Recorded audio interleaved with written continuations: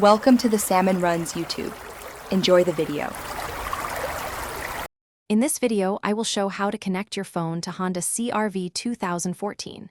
Start by enabling Bluetooth on your phone and turning on the CRV's audio system. Next, put the vehicle into Bluetooth pairing mode from the audio menu and search for it on your phone. Confirm any PIN codes and allow contact and media access when prompted. Finally, test a call and play music to verify a solid connection and clear audio. Before pairing, park and set the ignition to accessory so the audio system stays active. Go into the audio or phone settings on the CRV and locate Bluetooth or add device options. If many devices are listed, remove unused pairings to free slots. Keep your phone nearby and unlocked so prompts appear immediately.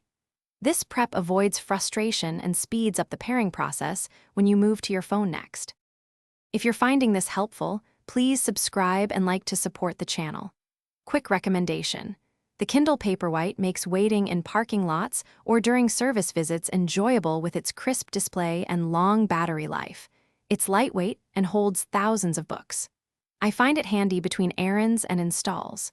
Check the description for the link and other deals, and now let's get back to the video.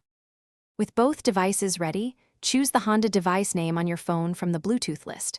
When a PIN appears on the car and phone, confirm they match and accept pairing. Grant permissions for contacts and media so calls and audio work properly.